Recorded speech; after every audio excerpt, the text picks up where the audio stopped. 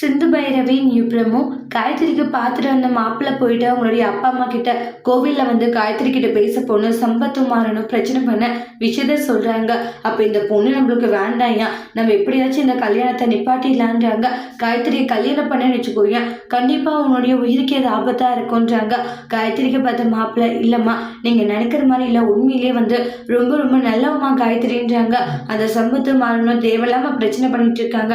ஆனால் அதுக்காக அப்படி ஒரு நல்ல ஒரு பொண்ணு காயத்ரியை நம்ம மிஸ் பண்ணுமான்னு எனக்கு தோணுதுன்றாங்க. டே நம்மளுக்கு உசுறு முக்கியம் தான், வேண்டாம் இந்த பொண்ணுன்னு வாங்க. அப்போ பைரவி இருந்துட்டு ஏன் வேண்டாம் அப்படின்றாங்க. இல்லம்மா அது வந்து இங்கே பாருங்க உங்ககிட்ட பேசணும் தான் வந்தேன், கொஞ்சம் உட்காரீங்களான்றாங்க. அப்புறம் உட்கார வச்சு பைரவி பேசிட்டு இருக்காங்க. மாறனும் சம்பத்தாலும் எந்த பிரச்சனையும் வராது, அவங்க சொல்ற ஒவ்வொரு விஷயத்துக்குமா பயப்படுறீங்க, அவங்க உங்களை கொலை பண்ற அளவுக்கு நாங்கள் விட்டுருவோம்மா, இங்கே பாருங்க அவங்களால எல்லாம் ஒன்றும் பண்ண முடியாதுன்றாங்க. ஃபுல் அண்ட் ஃபுல் நாங்கள் சப்போர்ட்டாக இருக்கோம், உங்களுக்கு என்ன நடந்தாலே பார்த்துக்கலாம். ஆனால் அதுக்காக அப்படிப்பட்ட ஒரு நல்ல பொண்ணு காயத்ரியை நீங்கள் மிஸ் பண்ணிடாதீங்க, காயத்ரி உங்கள் குடும்பத்தை நல்லா பார்த்துப்பா அப்படின்ட்டு எவ்வளவோ காயத்ரிக்காக வந்து எல்லாமே எடுத்து சொல்லிக்கிட்டு இருக்காங்க பைரவி. இனி மாப்பிள்ளை வீட்டுக்காரங்களுடைய முடிவு என்ன அப்படின்னு நெக்ஸ்ட் வீடியோவில் பார்க்கலாம். தேங்க்யூ.